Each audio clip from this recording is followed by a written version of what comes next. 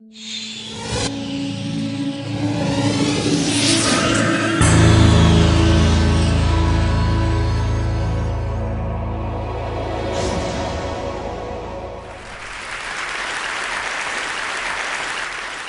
imagine a big explosion as you climb through 3,000 feet.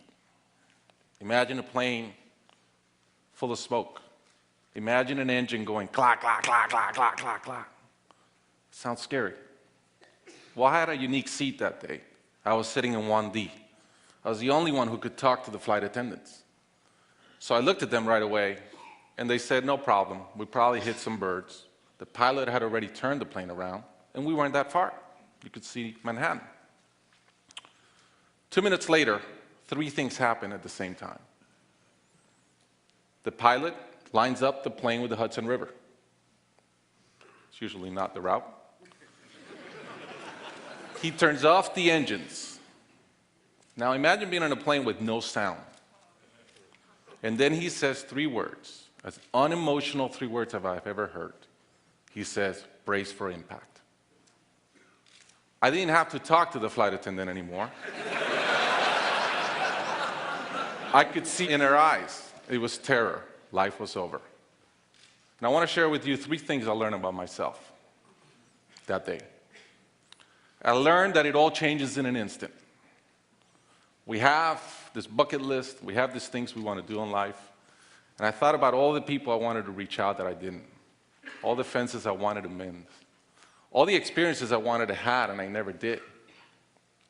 As I thought about that, later on I came up with a saying, which is, I collect bad wines. Because if the wine is ready and the person is there, I'm opening it. I no longer want to postpone anything in life. And that urgency, that purpose has really changed my life. The second thing I learned that day, and this is as we clear the George Washington Bridge, which was by not a lot, I thought about, wow, I really feel one real regret. I've lived a good life. In my own humanity and mistakes, I've tried to get better at everything I've tried. But in my humanity, I also allow my ego to get in. And I regretted the time I wasted in things that did not matter with people that matter. And I thought about my relationship with my wife, with my friends, with people. And after, as I reflected on that, I decided to eliminate negative energy from my life. It's not perfect. It's a lot better. I've not had a fight with my wife in 2 years. It feels great. I'm no longer trying to be right. I choose to be happy.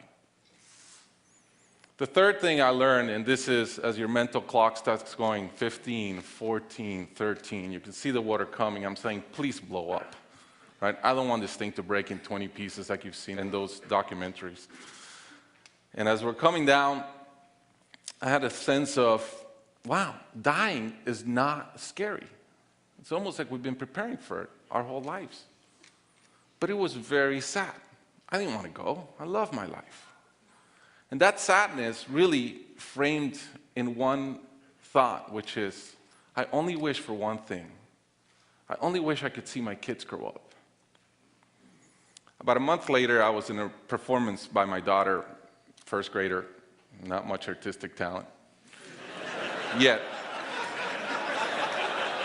And I'm bawling, I'm crying like a little kid. And it made all the sense in the world to me. I realized at that point, by connecting those 2 dots, that the only thing that matters in my life is being a great dad. Above all, the only goal I have in life is to be a good dad. I was given the gift of a miracle of not dying that day. I was given another gift, which was to be able to see into the future and come back and live differently. I challenge you guys that are flying today. Imagine the same thing happens on your plane, and please don't. But imagine, and how would you change? What would you get done that you're waiting to get done because you think you'll be here forever? How would you change your relationships and the negative energy in them? And more than anything, are you being the best parent you can? Thank you.